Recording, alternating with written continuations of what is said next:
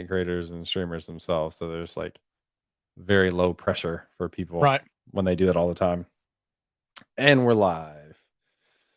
Um, and we'll give like a minute for people to kind of join in, and then you can kind of give a little bit of your background and why we're here.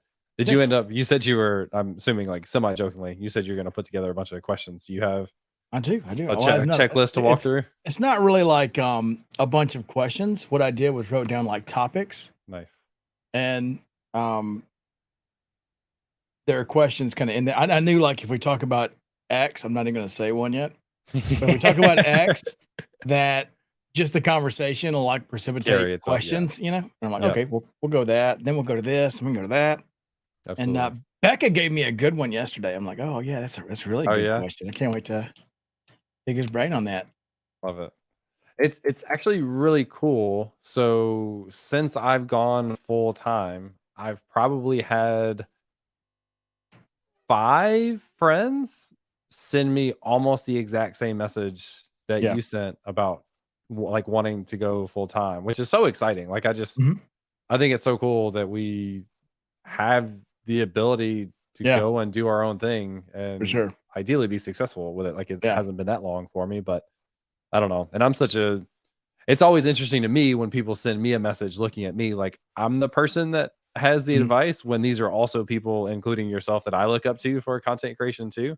So I always think that's an interesting balance of sometimes we forget that we all kind of look up to each other and have 100%. things to offer to each other. Yeah. 100%. Yeah. I think everybody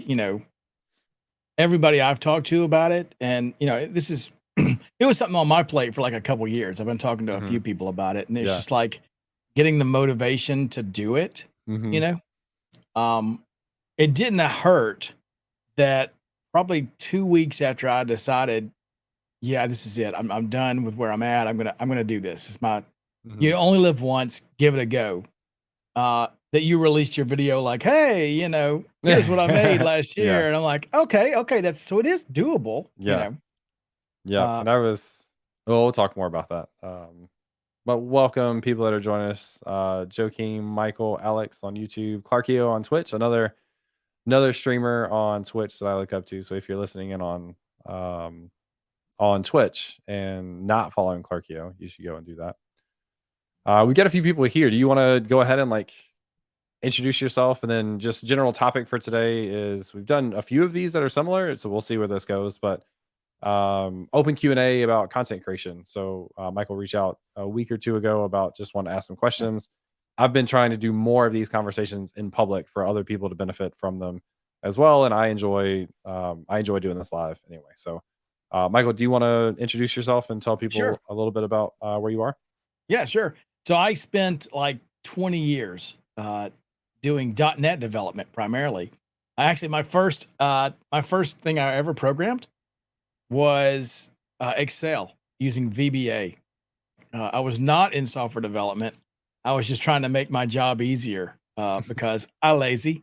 And Yep. so it's like a lot of Excel and Access work, which was like basically a version of Visual Basic that morphed into VB, which morphed into C Sharp, and you know, and then probably by that's starting out developer. By the end of that 20 years, I was a chief software architect at uh, a startup here in Birmingham that was doing custom software for Coca-Cola, for Harley, Nucor Steel. So we were building these massive like logistics applications, but we got to build something different all the time because we were working for a different customer. Uh, got caught watching Twitch one day. Was watching Jeff Fritz actually. Nice. Um, it's funny because I tell everybody like my kids like to watch gamers on Twitch or YouTube, especially like Zebra Gamer. My 7-year-old loves Zebra Gamer, and it drives me so crazy. I'm like, why would you want to do this? I don't want to see anybody play Mario. I want to play Mario. Hmm. I don't want to watch you do it. Like even my son, I'm like, I don't want to see you play Zelda. That's no fun for me. I want to Yep. be Link. Yeah. Yeah, but as much as that is crazy to me, like watching somebody code seems just as crazy. Like it Hmm. made no sense. But there I was, and just like totally like engrossed in it. And I realized it was because of the community that was Yep. there more so than the show itself. I mean, I learned some things, but it was more so like just conversing with people. I was like, hey, I could do this. And so I started creating content on the side, uh, just in fun. I didn't get to write a lot of code those last few years. I was more designing the systems that the teams were building. So it gave me an opportunity to do that. Did that .NET stuff for about a month and realized, hey, I'm missing an opportunity. I should write code that I don't normally write. Mm. So I was doing a lot of Angular front ends with that .NET stuff, but it was like, okay, well, let me go try Vue. Let me go try just plain old Node. Let me go. I got more of a start in TypeScript than JavaScript because I was writing Angular. Oh yeah. Yep. So kind of learning JavaScript out of that. So the stream became just stuff I don't know how to do. Within a few weeks, somebody reached out and was like, hey, dude, thank you so much for that stream on Docker the other day. It made me something that seemed like really out of reach feel approachable. Yep. It's Those so are the funny best. because Those are the best messages. Yeah. it's funny because that stream was not about Docker. I think I was doing something in Vue or something, but I was trying to get it to run in a container. But yeah, that hung the moon for me. And I was like, as much as I loved going to like Coca-Cola's War Room and seeing like software I wrote on this big screen, that was like much more fulfilling. Yep. And then from that, like I think some people Bobby Johnson at Auth0, Brandon Satcham, who used to be with Particle at the time, reached out and were like, hey, you're a great developer, but you should really look into developer relations. So that's when I made the move over there and have been there for about 4-ish years. And then recently said, bye, Felicia, to DevRel, and starting up content. Love it. Full time. Yeah, so good. I'm glad you called out the comment for appreciation because there's a lot of shitty stuff that happens, and oh sure, yeah, putting yourself out there, comments from people, most of which I think are easy to ignore because they're ridiculous. But the ones that say stuff like that are pretty game changing, and especially I've gotten to go to a few conferences, meeting people in person that are like, "Oh, dude, like your video on so and so, it was so much easier to understand that way." That sort of stuff is super super special, and always makes it really rewarding. I've got a picture of a presentation I gave at All Things Open, a talk that I gave, and it was talking about the impact content creation has had on my career. And one of the slides was I get to teach and inspire people all across the world. And that's what content is. Like we see people join live streams, and a lot of times they'll share like country or city that they're in. It's all across the world, people that watch content, people that read articles. To be able to have that impact for people anywhere is really pretty special. Yeah, 100%, 100%. And to me, even the crappy comments are fun. I'm the kind of person that that answers the spam call just to mess with them. So I remember one on a YouTube video was like, too much talk. That's all it said. Too much talk. Love that. And I replied to him. I was like, my wife would agree. I'm not going to argue. Yeah. Well, you know what's wild? 90% of the time that people leave me like a very glaringly negative comment, if I respond back and just say something very simple, like thanks for your feedback or thanks for watching the video or something, immediately 90% of the time they're like, oh, I hope you didn't take that personally. Like I didn't mean it negative. Like they completely backtrack. I'm like, why would you obviously leave such a controversially negative comment in the first place? But I think when they actually see that you're a real person that reads stuff, they start to change their attitude. It's almost like that anonymity goes away, even though they're still anonymous to you. It's like, oh, I got caught in this. He sees me. Yeah. My bad. Funny. I'm much nicer than this. Like, yeah, okay. Yeah. Well, technically I'm a guest on your stream, but I think I'm the one asking all the questions today, right? Do it. So are you ready? Ready. James, do you want to tell us a little bit about yourself? That part is probably taken care of. We're documented there. So, certainly you're creating a lot of different content, right? You're doing YouTube videos, in these live streams. You've got, Twitch and YouTube going. You've got, I know you go talk at conferences a lot. Written content, I'm sure you've got out there somewhere. Do you blog very much? Not as much. I go back and forth on the impact of blogging, but I actually the impact versus the time to spend versus the impact that I could have in other platforms like Mhm. TikTok and YouTube, etc. Yeah. But I actually just got an email recently that made me think more about that. Was in the last 28 days, my personal website has gotten 11,000 clicks. Mm. Completely relative. Some people have hundreds of thousands, some people have Sure. Yeah. 200. That felt like a big number to me, which made me think. And I looked at like the blog post that it was hitting. And so thinking about like what I want people to see me for, Mhm. those articles were older. And I want to have more content to bring people to my website based on topics that are more relevant now. And then also use the website as a funnel to get people to other things like newsletter, paid Mhm. courses, that sort of stuff. So that kind of gets into the impact of doing that for SEO visibility, for Mhm. tracking to the website to then lead to other things. But blogging is not my favorite thing. I much Yeah, yeah. prefer video. Me either. It's much Me easier either. to me. Yeah. Yeah. So all those things you've got going on. Um, what is your process there? Like, and I've got specific questions within that, but like, just take us through the journey of idea to creation of X. Yeah. Most people ask, how do you come up with ideas all the time? Because they can't quite visualize creating 500 videos over the course Mhm. of X number of years or whatever. That's the easy part. Like we, as a content creator, I think one of the biggest realizations you have is everything is content. Every shortcut Mhm. that you use, you were doing a video on uh something else which included Docker containers, which was a highlight for someone else. So like everything that you do during development process or habits or whatever is content. So Right. coming up with ideas, I have I track everything in Notion, and I just Mhm. anytime I have an idea, I throw it in there. I have them tagged as like backlog idea, in progress, and editing, that sort of stuff. Mhm. And I'm starting to get better about planning in advance. Ideally, I would have like I would be ahead a month in terms of planning, like knowing for each given month what's going to be Mhm. published when. I'm kind of at that right now. I was for the month of January, which is huge.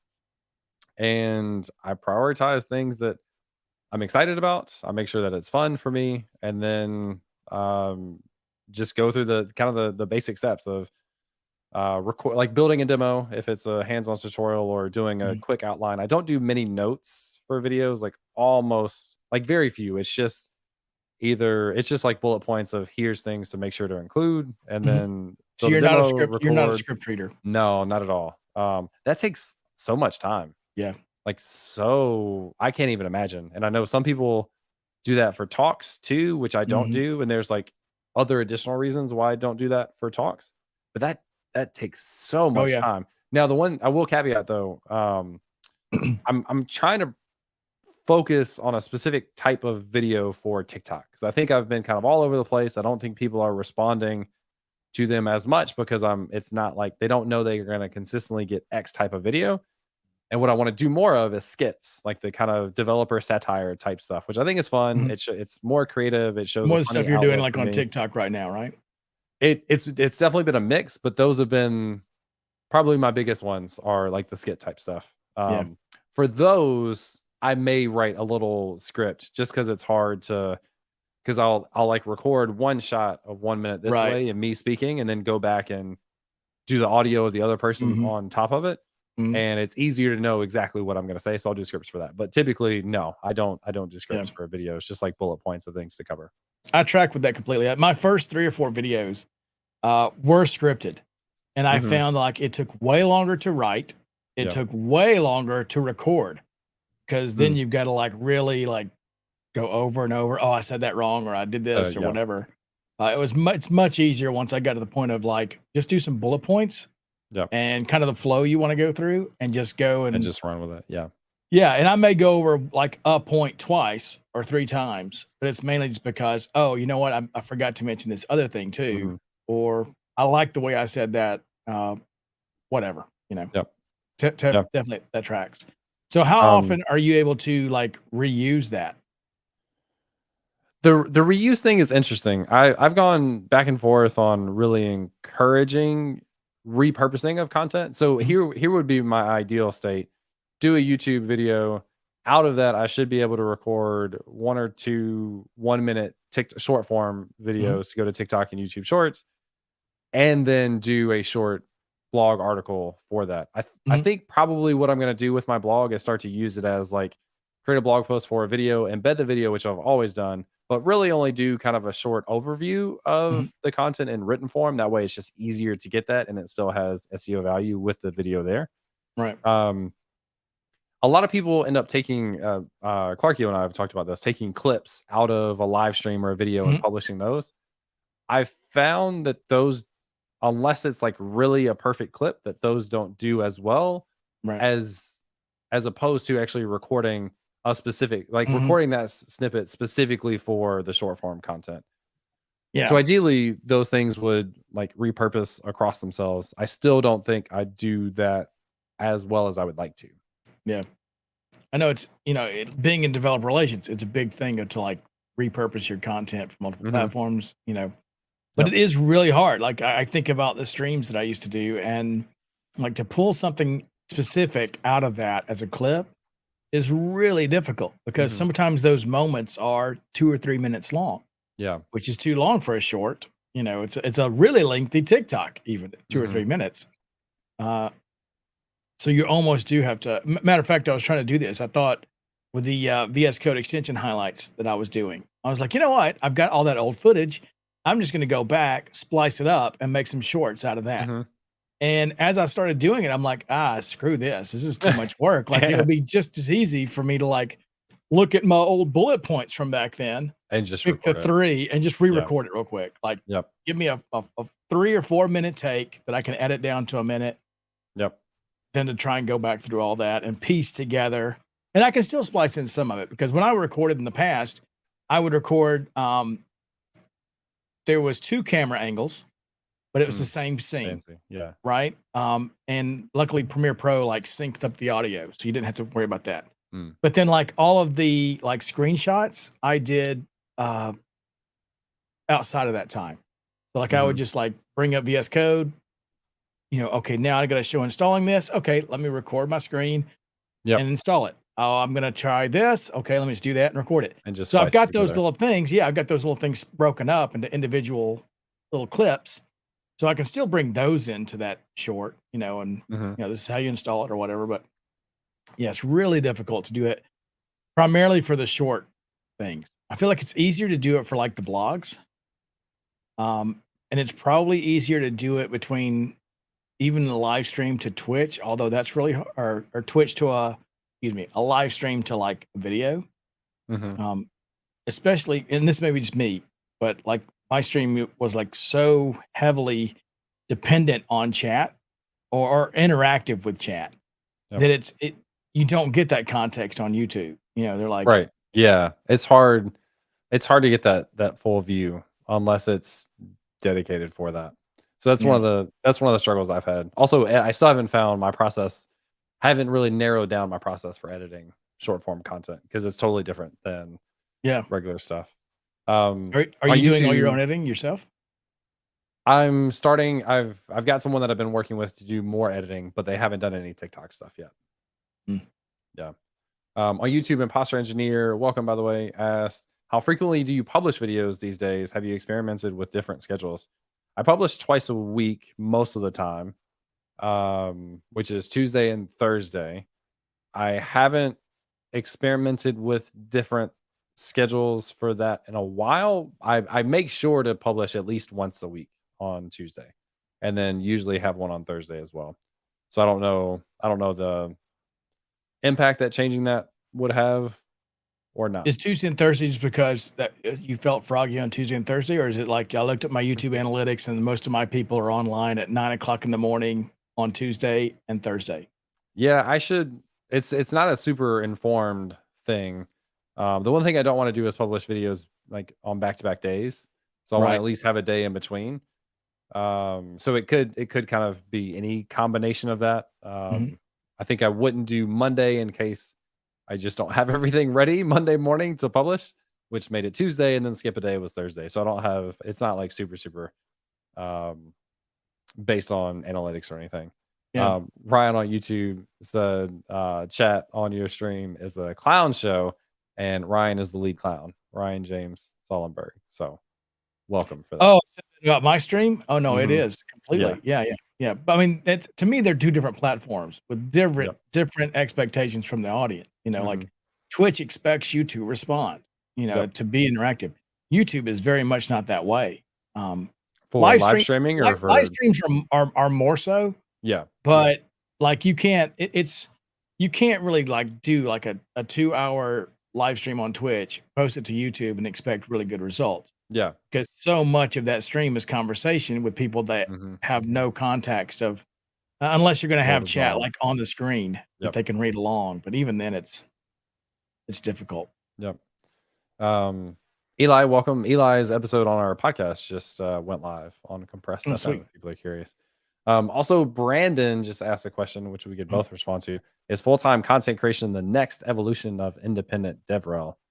There's tons of overlap That's a good question. Yeah. between DevRel and content. I've actually thought about potentially pitching that for companies. Mhm. But one of the things that Jason Langsdorff brought up when I was with him in North Carolina back in November was like the economy is really interesting. So we're seeing layoffs, which really unfortunate.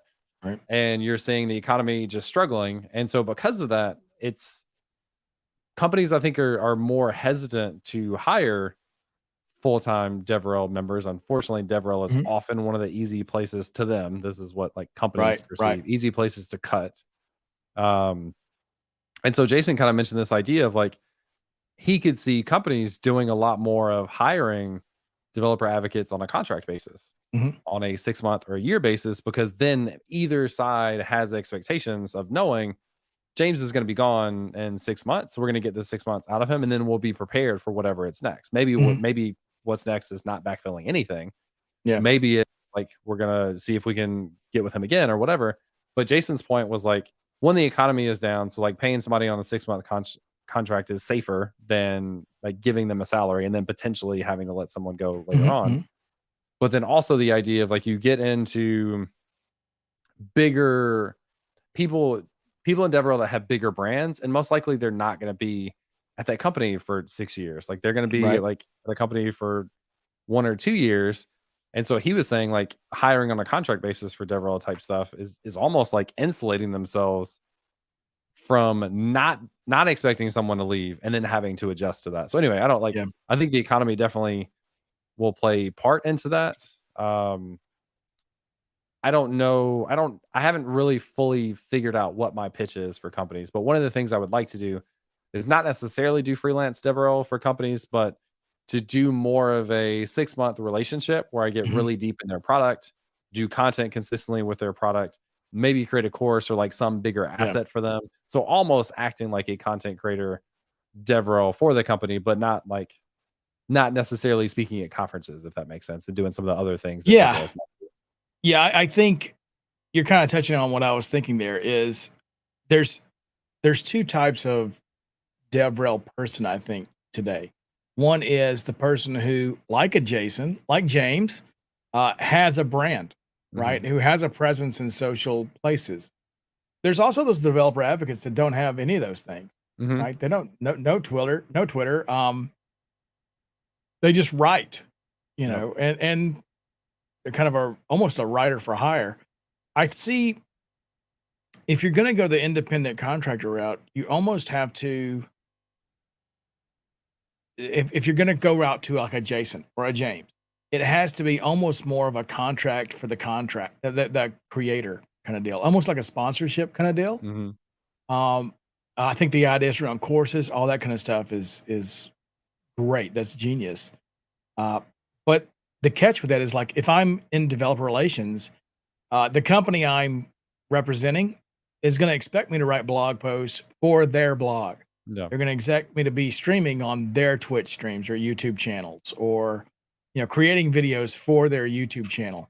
And I think the benefit for, you know, Acme Co to contract James as like a contract DevRel would be better suited to say, "Hey, James, we don't want you to do it on all our channels. Mhm. Do it on your own Yep. so that we get to steal your audience." Audience, You yeah. know? Yep. That's the huge Um, thing. Like that's where all of the ability to do this right now for me comes from is having the like people want to Mhm. pay for me to use their product and share it because of the audience that I have. I Yeah. would like to I've talked about this a little recently, like pivot that more to make more money off of items that I create and sell myself, like Mhm. ebooks and courses and that sort of stuff. So that's one of my goals this year. Um, but that's like having that personal brand, having the audience carries a lot of weight and enables a lot of things that weren't Yeah. enabled before. But I think it still is valuable to have someone in-house that can go to conferences and be that person or support, or do, that James is gonna be a great as an awareness-focused Mhm. DevRel, but this content you're creating isn't really the side of DevRel that people don't talk about, and that's the product feedback, Mhm. the developer experience portion of it. So you Yep. need people in that role as well, that can be talking to customers, who can be, and not that they couldn't have say like, "Hey, James, can you do a webinar for us that we do host ourselves, or Right. can you do a YouTube video that goes on our channel? Mhm. But we want you to put a lot more content out in your Yep. area," and certainly Yeah. you can bring that feedback to them. Yeah. And that's But what I was gonna add is I think that is one of the benefits that people get from sponsored content as well. So like people reach out to sponsor a video and the obvious thing is that they get a video on YouTube and Mhm, that may or may not do well. You never know. right. There's no guarantees with Mhm, YouTube videos. But some of the other things that might have impact that's harder to track, like one is my personal exposure to a product.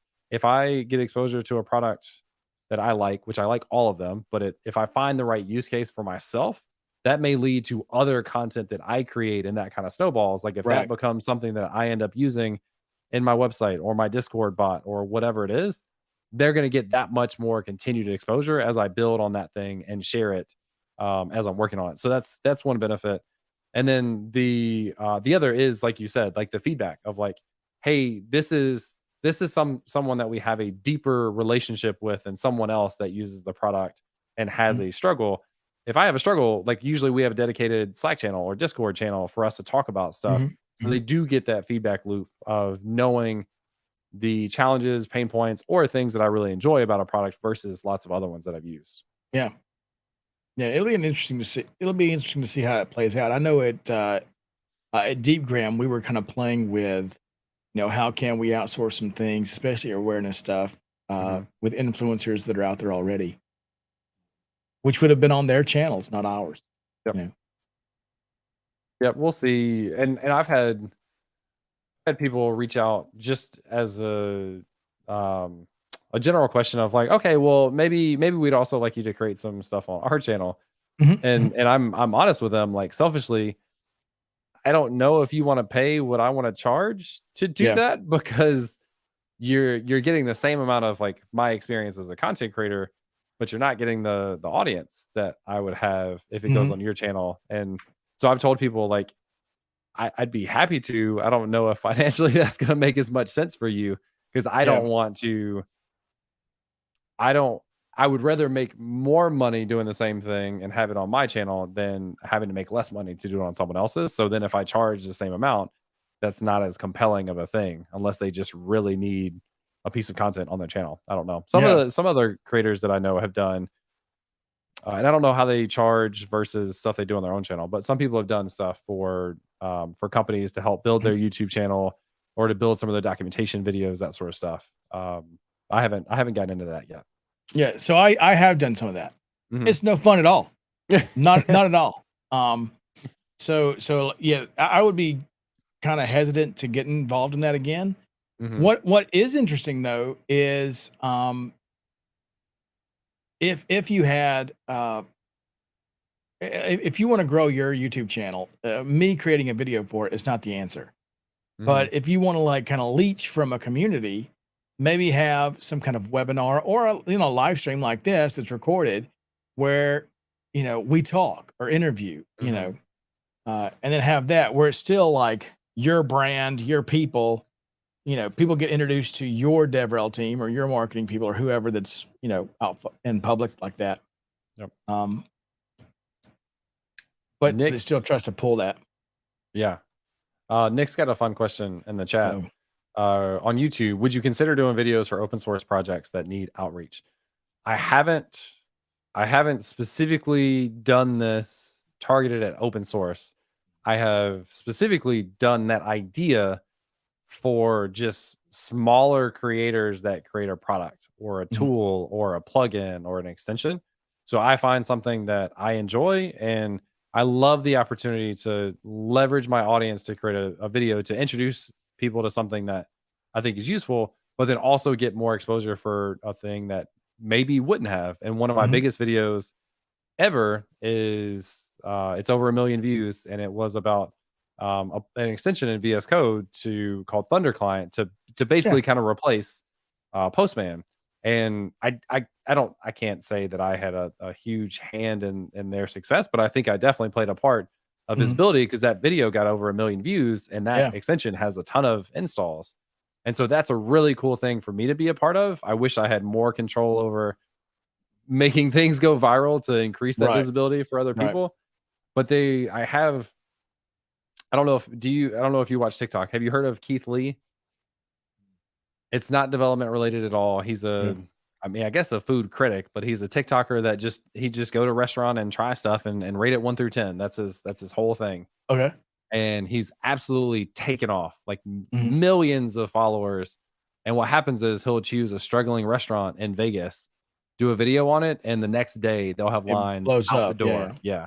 And I would love to be able to leverage the audience that I have to raise more awareness for other things, whether it be open source or just like smaller creators that built something. I think that sort Yeah. of stuff is really amazing. I wish I again had the ability to like make those things go more viral or Right. go Right. viral at all. But it's fun to be able to support people that are doing awesome stuff. Yeah. It'd be so awesome to like in response to Nick on open source. Like for me, every bit of content that I create is because of something I either want to learn or Mhm. I think is cool. Yep. So like, if I find Thunder Client, I don't use Thunder Client actually. I use REST Client. Um, but still, like every extension video I did is because I use that extension. I think it's a cool Yep. extension. Um, you know, I would be happy to do something for open source if I thought the repository was cool. Now, if you Right. come to me and are like, "Hey, here's this library for Rust," that blah blah blah blah, I'm like, that's fantastic. I also Not have written like 10 lines of Rust in my life, yeah. and don't understand why it's awesome, but I believe you. Um, so there's Yeah, also like that definitely. that fit, right? Yeah. I definitely well, and it's really interesting too. I had someone on which is a bigger account, like not probably not someone people would know, but it was a bigger account in terms of 3,000 followers or something on Twitter, like big enough to have an awareness on social media. I don't really know how to phrase it, but they sent me a message saying, "We launched this product. We'd love for you to go and do it on and view it on Product Hunt," which is fine. Like usually, unless it's something directly relevant, I don't respond to that sort of stuff because it's people Mhm, like just asking, and I'm not a huge like you might as well sometimes, but like especially when it's you don't follow me and we have no conversation ever. So mhm. they sent me one of those, and then they sent me another DM like a month later with, "Hey, we launched this other product. We'd love for you to go." And I'm like, that's just very impersonal. I'm very Yeah. like picky about people treating people like people, and Mhm. it doesn't feel that way, especially if I didn't respond intentionally, and then 2 weeks Yeah. later, you do the exact same thing with a different product, thinking I'm gonna go, like, take my Yeah. time to do that. That's kind of annoying to me. I don't know. That almost sounds like, Chloe Condon, who puts the little emoji in her name on LinkedIn, Mhm. so that when she gets spam messages on LinkedIn, if they say at, pizza Oh, yeah. Chloe, Yeah. you know Then she knows to ignore. yeah, you almost, like, Yeah. wanna go do that on Twitter just to see if that's, like, somebody's got some kinda automation to send you Yeah. those messages. I've got Which my I database of creators. and it just gonna yeah. Yeah. I'd be really annoyed if they did it again. It's also some of the times I respond to stuff like that too, to not to be an ass, but just to say, like, most people wouldn't enjoy this, and you should probably know that as a lesson. Like, Yeah. sometimes I respond just because I think it's worth people knowing that that's not taken very well. Right. I Yeah, I don't know. don't You get I lots don't of do that. weird. Yeah. I don't reply. You just get lost in the DM Yeah. I guess I vortex. just think about the next person that they would do the same thing too.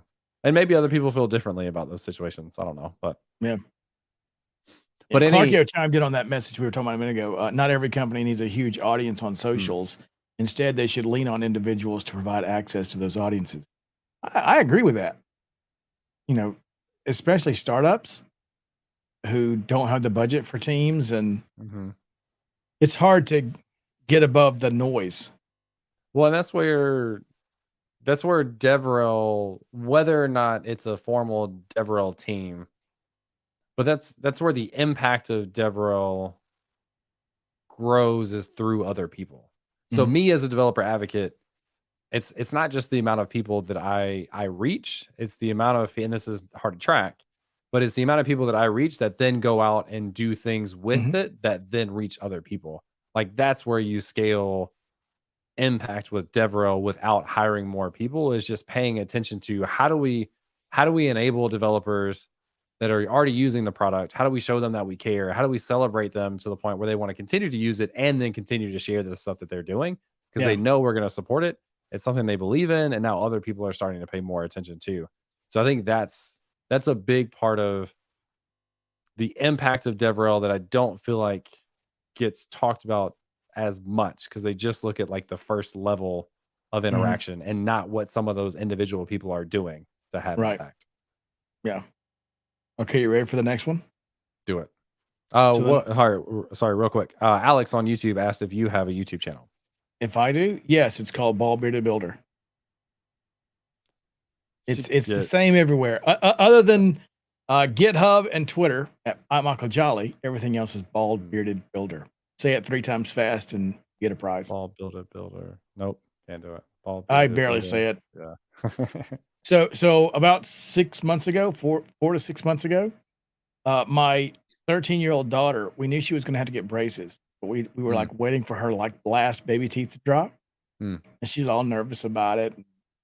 I said, "Listen, Layla, I've been thinking about it for a long time too. I'll do it in solidarity with you. I love you, whatever." So we did. We sat there like next to each other, getting our braces put in.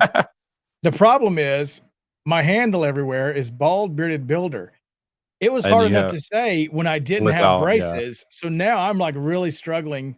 I Now it's feel like, impossible. yeah, I feel like I've got a lisp, like all my Hmm. S's like are whistles, and it's How maddening. long? How long will you have them? Oh, they said 2 years. Hmm. And I'm gonna nope right out of that. Yeah, I've got an appointment in March, and I'm gonna say, "Listen, I'm pretty happy with I'm the pretty progress good. as Yeah. is. So why don't you just hook me up with a retainer and let's, yeet these things right Call out it of the call it a mouth." day. That's Yeah, funny. yeah, I'm good. I've thought But about doing, so I had braces as a kid, and my top teeth are pretty good. My bottom teeth have shifted back to what annoys me. I thought about mhm, doing like Invisalign or whatever. yeah, And I got an estimate at one point. I think it was like 6 months. The hard part is like wearing those invisible retainer things while creating so much content because you're supposed to wear them all day long. yeah, you're And I just think pulling them those off. have an even bigger impact on speaking than regular braces. Oh, yeah. Yeah, you'd have to take them out to record for sure.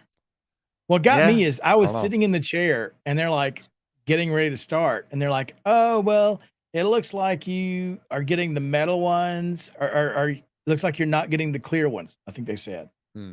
And I was like, "Wait, what? No one told me that was even an option."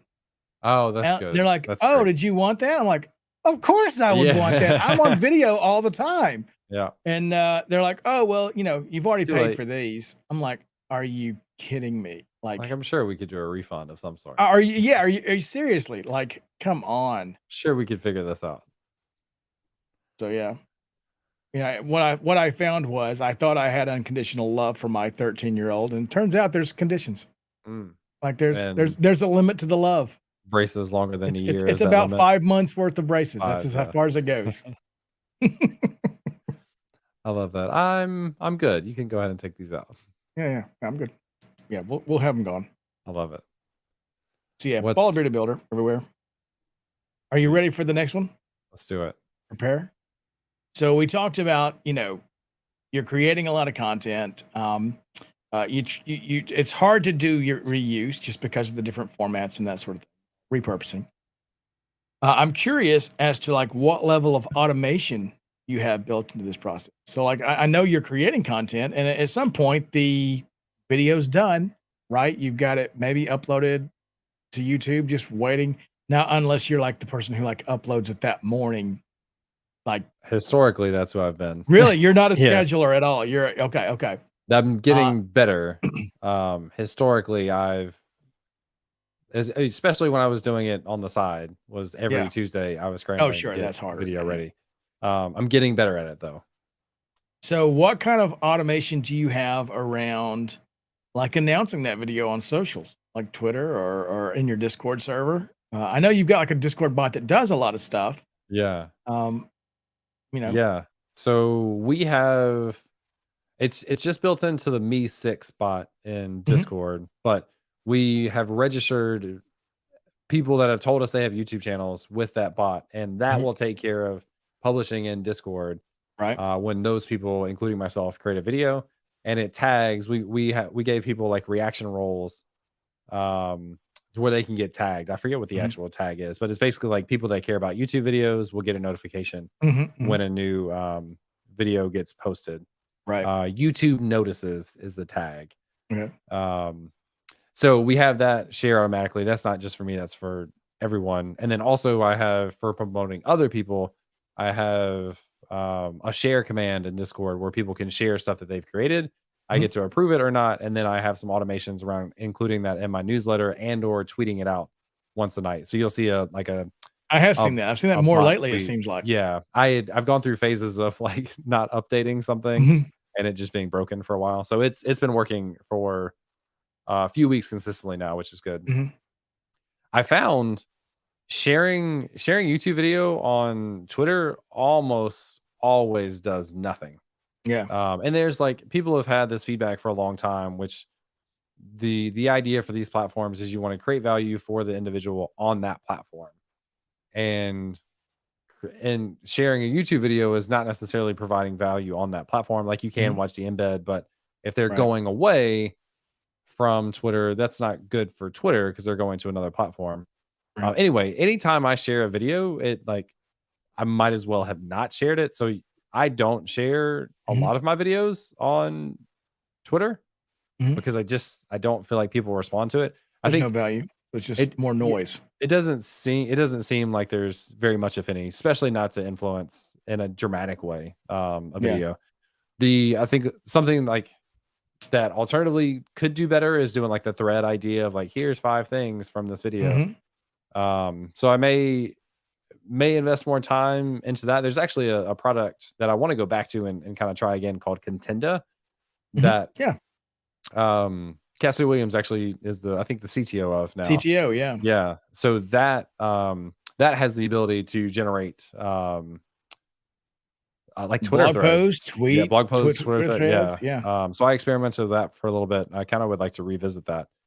But that would be super cool to like generate a thread that would do well. But even some of those, like I've never had a thread like do really well. So anyway, I don't see I don't see a ton of success for that. So Yeah. in terms of like actually sharing, I don't have much around it other than I generate when I go to write a newsletter, I have an API endpoint that I can call that generates the majority of it for me. Mhm, So it grabs recent YouTube videos, it grabs recent shares from the Discord community, it grabs the most recent episode of the podcast, and it doesn't integrate directly with TikTok yet, but it kind of stubs out like a place to put latest TikTok. So I have mhm. automation for that. Like when I go to do a newsletter, I basically write the opening and then the rest of the content is generated. Yeah. So, in talking about putting that content, like, where it's best for that platform, you're doing a short for YouTube. Are you putting that same kinda short on TikTok? I'm really struggling. I'm really trying to figure out what my strategy is with shorts. A lot of people are raving about shorts. I haven't seen the wild success with shorts or TikToks that other people have. Mhm, Obviously, there's no guarantee. I think part of the reason I haven't seen as much growth on TikTok is again not having like consistency and what are the types of videos that I'm doing. So I want to improve that. I also don't know if that's the same type of content I would then replicate to YouTube Shorts. Mhm. So I think I'm pretty sold on. I want TikTok to be pretty personality driven with like skits. Mhm. YouTube videos are more of the technical tutorial stuff. Mhm. YouTube Shorts, I haven't decided how to approach that. Do I cross Right. post the stuff from TikTok, which is like the funny skit type stuff? And do I focus on these like 1 minute tip type videos? That would be unfortunate if I thought that was the best decision because that means additional short form content that I have to create Mhm. versus just replicating or copying over the skit stuff from TikTok. So I haven't quite decided. I haven't been consistent on shorts or TikTok enough or as much as I would like. Mhm. So that's a kind of a big open question mark for me. But the one decision I have made, I think, at least for now, is I want to do more of the skit satire type stuff on Mhm. TikTok. So, do you think you're gonna probably do something similar, or have you thought even at all about doing that same kind of content for like Twitter, your Twitter video? I typically cross post the TikTok stuff to Twitter. Yeah. Okay. So I Okay. typically will do that. And those are to the point we were talking about earlier of creating value on the platform. Those would Yeah. be videos that are embedded on Twitter and have gotten a decent response to some of those, Yeah. but not from the perspective of like driving visibility elsewhere. I think it's just good, funny, interesting content Mhm. to share on Twitter. Yeah. So next topic. This was a great question somebody gave me, and I was like, "Ooh, this is solid." Somebody And we was this the one from Becca? it was the one Can from I we don't can want we to give call her out. I don't we'll want to give call her out. I'm gonna call her out. Becca Yeah. deserves to be called It out. was Becca's fault. Real So quick, sorry before you do that. yeah. Tom is loading, just joined on YouTube. Who he just joined our podcast a couple weeks ago. Tom's one of my favorite TikTokers from an educational perspective. Mhm. So his stuff is like usually 3 minute tutorials, like teaching you how to do something really cool with HTML, CSS, and JavaScript. I Okay. love his stuff. So if people are interested in like the tutorial driven TikTok type stuff, his stuff is really good. Sweet. Tom is loading, you said? Hmm. I'll check that out after we're done. Yeah. All right, back to the question that was originated from she who must not be named. Yeah. So you talked about how you're pulling in some information from Discord, right? Like for the Hmm. newsletter, and you're Yep. kind of amplifying that on Twitter, automating some of that. Um, the Discord is like the learn, build, teach community, right? Where do you sit like with the boundaries between James Q Yeah. Quick Yep. And and learn, learn, build, build, teach. teach? Yeah. Great question. I have struggled. It I was my feel. question. It wasn't Becca. It was all me. Yeah. Oh If it well. was a Yeah. great, if it was a Yeah. great question. She actually asked me that question too. So we like had that's funny. We had a very brief like chat about that. I've struggled with that or had struggled with that for several years because I felt really I thought the name Learn Build Teach was a perfect community thing. I thought it was a Mhm. perfect brand of some sort. I at one point all of my stuff like kind of briefly was under that name and I debated about moving YouTube over to that, but I'd Mhm. already created accounts for James Q Quick and I had those. So I decided to keep like my actual stuff. So my Mhm. any of my accounts that I have are James Q Quick. It's consistent. You'll see the same name, the same handle, the same picture. Now I think I'm missing a couple, but I think I've got most platforms. Mhm. So that consistency from a brand perspective, I think is super important. I created my LLC, which is Learn Build Teach LLC. I feel like it just makes more sense than a name like my name LLC, Mhm. which whatever, either way would be fine. And what I've decided is Learn, Build, Teach is a community. It's a community started by me, but it's not a James Q Quick community. It's just Yeah. a community. And I have in there I think I have to go back and check. I think the way so I have a subsection of channels inside of the Learn, Build, Teach community that are specific to things for me. I haven't actually used it that much, but in Mhm. theory, this would be like support channels for courses. Okay. So that way, people that aren't interested in that can still be involved in the community and not Mhm. be distracted by it. And the people that are specifically looking to come there for that are able to get the specific help that they're looking for. So Learn Build Teach is a community thing. I get comments from people like our admins of like, I'm like, I don't know if I should do this. I kind of want to, but I don't know what people think. And they're like, it's your Discord. Like, yeah, but I want this to be a community thing. Um, Yeah. So I have Well, and those for people who don't know, separated. you've got a lot of creators in there. You got, Brittany's Yes. in there, you've Yep. got, Colby's in there, Yes, several, absolutely. Yep. So that Discord has me in it. Diamond Boy is in the Discord, who Mhm. joined from another group. I forget the name, but Brian Morrison, who's another one of our creators in the channel and a good friend of Yeah. mine, had a Discord, brought his group over. Brittany and Alex actually brought their group Mhm. from, I always forget what the latest name is, Coding Cat or Coding Coder, Cat, Coding Cat or Coding Cat Dev, or CoderCat.dev. I yeah, forget yeah. which is which. It's a But they cat brought that their people codes. over. Yeah, it's So, cool. It's a fun brand. Um, so yeah, Discord is meant to be community focused. My content is my content. I don't selfishly plug too many of my things in the Discord, I guess is part of the addition to that conversation because it's a right. community thing and not a James Q Quick thing. As a side note, you mentioned you did, Learn, Build, Teach LLC Hmm. because it just felt more better More than better, that's Alabama. more Um, besterous. yeah, that it feels better than your name, LLC, and it just as you mentioned that, I thought, how much time did you spend thinking on that? Because reality is, no one will ever see the name of the LLC unless they're a sponsor writing a check, Yeah. and probably not even then because they're gonna pay you electronically. So, Yeah, and I have it listed on my invoices, and I've seen yeah, that when I've paid other people before, yeah. is you But see this LLC how that you've much never time heard did of. you I debate on that for something Yeah, that's probably doesn't really matter? I I would say more of the debate was in terms of branding and less about the name of the LLC because of what you just said, but I spent a lot of time debating about do I move all of my content under the name That's Learn true. Build Yeah, yeah, yeah. Teach? And I decided not to because you see different people have different things. Like some people have their name as their brand and some people Mhm. have a catchy thing. And Yeah, I still think Learn Build Teach is a great brand even for content, but now it's just separated into the community aspect. yeah, So I didn't debate about it much from the LLC perspective. It was more from the brand perspective. yeah. Sweet. Well, you've run through all of my questions. Sweet. Alex asked, does it really not matter? I'm not sure if the name of the LLC maybe is what Alex is referring to. The Oh, well, only because nobody sees it. Yeah. The only people that see it is sponsors, to your point. Mhm. So I send invoices and it's on there. And the only thing that's a little um odd is they see an invoice from Learn Build Teach LLC and may not know what that is That's right offhand that's until just they read the invoice. Yeah. yeah. I So mean, sometimes I'll say, mine come out as Ball Bearded Builder, but I yeah, mean that that it is your just brand happens to be too. the Yeah. LLC, so it works Yep. out. But Yep. I thought about it after I did. I was like, why did I beat myself up about what the name of this LLC would be? Because no one's going to see. My invoices don't even say LLC; they just Hmm. say Ball Bearded Builder. So it's Yep. like Then they could have it's said whatever I same. wanted. Yeah. You know, Yep. Sometimes I'll clarify like in parentheses, like Learn Build Teach LLC by James Q Quick or something. Like I'll yeah, add something so they at least see my name on it. But yeah, yeah. yeah.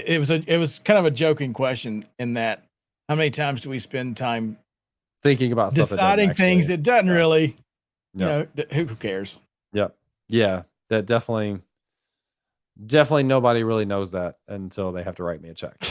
Yeah, yeah. And when's the last time you got a check? Actually for speaking at that conference, got a Well, check okay, for that. that's kind of But special, isn't it? Yeah, yeah, that's a yeah, one yeah, off thing. So send me a check or pay an invoice online is what I mean. yeah, yeah. Yeah. Yeah, they've all been online for me, so it's funny. Yep. Alex, I think is still kind of clarifying that doesn't matter. Yeah, the name of your LLC doesn't like matter from a brand perspective because no one hears it slash knows it. The Exactly. brand and what you share on social, I think, is important, and I think should be consistent across platforms so that 100%. Yeah, people yeah. know how to find you. Which the problem with that is, for me, the problem was bald bearded builder is too long for a Twitter handle. What? Yeah, 15 character limit on Twitter handles. Whoa, I didn't know. Have Which is you? why Sorry, I go ahead. had bald beard build for a long time. Uh, and I had Michael Jolley Wow. as well because, I was like, "Well, I wanna hang on to that." Uh, and then finally I was like, Wow. "Screw it, I'm just gonna go back to my That's name," and unfortunate. yeah, Yeah, I didn't know that. Dang. yeah. Well, that's what ended up working out really well for me after I embraced my middle initial, James Q Quick, because there's a football player named James Quick, and I was never gonna win that SEO. Yeah. Um, It's exactly why I did Ball Bearded Builder. There's a soccer yeah. coach in England named Michael Jolley I named feel like Michael I've Jolley. heard you either we've talked about that or I've heard you on a live stream or video Yeah. talk about that before. Yeah. I Googled my name. He came up, and Yeah. apparently at the time he was in some kind of scandal of like pedophilia or something. I don't Oh, know what I don't want to say. Maybe it wasn't that, but it was yeah. something Something you don't wanna scandalous. be associated with. Yeah, Yeah. exactly. I'm like, Yeah. okay, maybe I don't want you Go a Googling different that. route. And Yeah. yeah, Fair yeah. enough. Nick has another really good question. I imagine there's some cost to the Discord server and hosting. Are you comfortable sharing how those are funded? All that's paid for by me. There's not too much. I pay $7 a month on not DigitalOcean, Heroku. I was actually paying before they got rid of their free tier. So I pay $7 a month for hosting of the Discord bot itself. Mm. And then I pay $13 a month for I can't even tell you now, like Discord Nitro or whatever to add some additional features to Discord. Mhm. And then I pay $4 a month for the Me 6 bot, which adds a bunch of automations and stuff. So that comes out to $25 a month or whatever. So Yeah. that's not a whole lot there. Yeah, I don't do a Discord bot. I mean, the only bot we use is like was it Me6? Me 6, yeah. I did the lifetime plan, which I think instead of like being a monthly fee, it's like $99 for life. So at one point they changed their pricing. So like I'm actually curious about this. Yeah. So I would have done that, but there's something I did. Hold on, let me see. Me 6 pricing. And the same on Nitro. I don't think I do monthly. I think I do it yearly. But yeah, I did do that one as well. Mm-hmm. So I don't know what a lifetime plan used to be. I don't know if it used to be different, but now it's $90. The monthly plan is $12. So if you're paying $12 a month, I feel like it definitely makes sense to go ahead and pay the 90 because like you'll be up 9 months and you're good, right? Like you covered your cost or whatever. The reason I haven't done it is because when I signed up, I'm paying like $4 a month. So $4 to get to 99 or $90 is still like in a couple years it'll pay off. Yeah. But I just figured $4 is so low that I would just keep that and pay $4 a month. And at a certain point, 2 years from now, it would have made a difference if I bought the year. But I had that price locked in before they changed pricing, so I've just kept with it. I don't know what it was monthly at the time, but which the Discord's been running for like 3 or 4 years. So Okay. I've never thought about it again. Yeah. It just does its So, thing. yeah. I would usually do that. But yeah, just because of that one, I just felt like I had a low price to start, so I left it. Yeah. How do you do any fun? Like one of my struggles. I don't do any fun. No fun. No fun. Okay. I refuse to do fun. Do you have any like fun interactions or things in your Discord? Like I've got a bunch of people in my Discord and very little engagement, which I think is like mine, the admin's responsibility, not other people's fault. So that's one of my big focuses this year is to try to increase engagement with people. Are there any like, do you do meetups and conversations or anything fun in yours? So there's 2 answers to that. One has to I'll tell you a pre 2021 answer and a post 2021 answer because early 2021 my mother got sick, passed away. Okay. And during that time I was having to take care of her and I quit streaming, quit doing everything. Yeah. And really haven't even gotten back into streaming since then. Like during that time got a new job. I actually got a new job like in April and that's when she was diagnosed. So never got up to speed, since. So post that time, that it has really gotten quiet. There's just, kind of a handful of people that are just like almost like family at this point. Yeah. That go in there and talk. But if there's hundreds of members, there's probably a dozen that are like probably checking it and chatting on a regular basis. Yeah. Pre 2021, one of the things that I really enjoyed was what we called pre-stream hangouts. So like Twitch I didn't do any YouTube at that time. Twitch has an integration with Discord, right? So you like know if somebody's a subscriber or not. Mm. And would auto assign roles, and then there were rooms that were only available to subscribers. Oh, yeah. One of those was a voice channel called Green Room. And 30 Yeah. minutes before every stream, I You would go go and chat. live in Discord and stream like to Yeah. Discord. Uh, and they would be able to, they'd Oh, see that's a like the great green idea. screen behind me, they'd see Yeah. whatever else, and we'd cut up and have fun. Yeah. And then it would go straight into, To the okay, see you stream all from over in the there. show. And Yeah. we would have people who would stay in that channel and chat while That's the cool. stream was going on. So that's kind of cool. We did start doing like monthly meetups, which was really cool. I think we only had a couple of those before my mom got diagnosed. Mhm. But there was interest there. We had people in the community actually volunteering to come and give a talk. So it's just like your local .NET or JavaScript meetup. Yep. But it was, talking about, I think one person talked about microservices. I can't remember them now. But so that was kind of cool. We added the Me 3. I keep saying Me 3. It's because there's 3 E's, right? Mhm. It's Me It's something 6. long, yeah. Yeah. Um, the gaming stuff in it, like,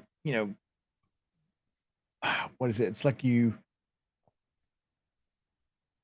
slash roll and you like try it's like playing blackjack or something. And like those Hmm. kind of games in a channel. We had just a channel where you could go and do that. And when we turned it on, Oh, it cool. was a huge hit. People like went in there all the time and Oh, played and interesting. whatever. Uh, but even it hasn't done anything in a long time. People kind of got Yeah. tired with it. It was like maybe the newness wore off after a couple months. Okay. That sounds cool. Yeah. Um, uh, where is France? Come back. Frackberg said the pre-streams were a blast. BBB I and really handling enjoyed them. our gambling addictions is funny. That sounds like a good idea. I like that. Yeah. Yeah, it was really fun. And the thing is that those channels were only for subscribers. So it kind of Mhm. drove it was kind of special, I guess. Because to me, I'm like, our streams, like people subscribe to it, but like there is so much a dapper talk. Jay Walters said that. Yeah, you're absolutely right, Jay. I was trying to think of what it was. There was a dapper talk on it. The There's so many shenanigans Mhm. on my stream that sometimes I feel bad, like, oh man, these people are paying money, but you know, one of the biggest things that happened on today's stream was we burnt a fart candle for 5 minutes. Like I hate that they're paying, uh, so it's just a way to hopefully like provide some value. You know what Yeah. I mean? Like they feel like they're getting something else out of it. And I would Yep. love to go back and do the meetups again. I think that's super fun. The hard thing with that is like scheduling and all that sort of Mhm. stuff. There's And a lot of admin work that goes into yeah, doing that. yeah, Yeah. We did a couple of them and we haven't continued just because it's a tough thing. And I'd love to have like individual people like lead different initiatives, but mhm, like it's also hard to ask someone to do that for free, or like I would love yeah, to help in some way. I just don't know what it is that I could kind yeah, of give to people outside of yeah. money. So I don't know. I'd love to know. I know like there's a lot of people in the in the chat on both sides that are in uh the BBB Discord. Mhm. And this is my impression. So, like, towards the end of 2020 and 2021, I told you, like, the before that time, right? In those before times, I hired a community manager, Oh, um, really? Okay. to do that kind of to help with that kind of stuff and help me, like, she was even, Mm. like, sending out surveys and asking people, "What do you like about the stream? What do you not like about the Oh, stream? that's What do cool. you like about Discord? What do you not like about Discord?" All that sort of stuff. I think she had fired up, like, a book club in there, Mhm. Um, to me, that was, so far the best That's an interesting idea. Yeah. Discord experience we've had. It's when Yeah. somebody was there and kinda handled it, Yeah. it's hard to do it. It is. Yeah. I like that. I may think about that more. Yeah, she now works at AWS in their community. Oh, amazing. I don't, I kinda like, I don't care what she says. She's there because of her work she did with us. That's right. That's right. Diamond Boy said I'd like to run on lunchtime VC on Discord. That would be cool. If you'd like to run that, Diamond Boy, please just send me a message and let me know. I'm all for other people leading events like that. I think that's what we had been missing is we had no events of any kind for a long time. Now we've got Mhm. more. Will joined on Twitch, by the way. What's up, Will? Yo, Will. Um, I think did you say that was all the questions that you had? I got it. I'm brought? wrapped up. Yeah. Cool. Lunchtime is 5 hours ahead of you. Oh, where are you located, Diamond Boy? I feel like that saying Diamond the boy part sounds weird to me. I'm gonna say Diamond instead. I don't know why that sounds weird. Well, it's BOI, so it makes me want to say boy. I know, and like, that may be like that what? may be part of it. What's that guy's name? Where's the clock? Flavor Flav? Flavor Flav. Yeah, yeah. Uh-huh. I want to say boy like he would say, Yeah. like boy. In the UK. Oh, Yeah. Diamond's in the UK. That makes sense. Yeah. Well, that'd be breakfast. Breakfast calls. Breakfast Yeah. calls would be better for me, actually. Well, and also like there's people. It may not be the best time for me, but it's time. There's other people. There's Yeah, yeah. people all across the world. So Exactly. Yeah. I would absolutely do that. So send me a message if you're interested in that. I think I'm gonna get ready and go eat a late lunch. This has been fun. Yeah, it was. Thanks a lot. I'm excited for you, and keep an eye out for all the exciting content coming. And if Yeah. you have any other questions or anything later on, obviously just feel free to reach out and let me know. Sure. I really appreciate it. Hopefully, everybody else got something out of it too. I got a crap ton. And I didn't realize you're just up the road as well in Memphis, in right? Memphis, yeah. And I knew you were in the South. I don't think I put together that you were in Birmingham, which is Yeah, about a 4-hour drive. not far away. Yeah. Yeah. So one day we can do something in person. Yeah, yeah. Tell the wife's been wanting us to go to the Space and Rocket Center, which is probably just a couple hours from you In Huntsville. Huntsville, yeah. It's like, That's probably actually that may be farther than Birmingham is for us. really? I think so because Chattanooga is 5 hours, and Huntsville is somewhere over there. I don't know. No, I've that's never in driven to between. It's in Huntsville. between. Is it that much in between? Yeah, yeah. It's like directly north of Birmingham. It says 3 hours and 40 minutes driving. Really? Yeah. So it is directly south of Nashville, so not as far east as Chattanooga. I think part of the problem with that, or actually, So there's no direct interstate, is there? Yeah, I think that may be part of the. Yeah, there's a new interstate that is direct from Birmingham, which trims it up a lot. Yeah, it's funny. It's shorter. It's slightly shorter for us to go to Birmingham, just because it's more interstate. I think. Wow. Yeah. Interesting. Cool. Well, cool. Go eat Yeah. lunch. All right, y'all. Thanks for joining, everyone. We'll see you later. Yeah.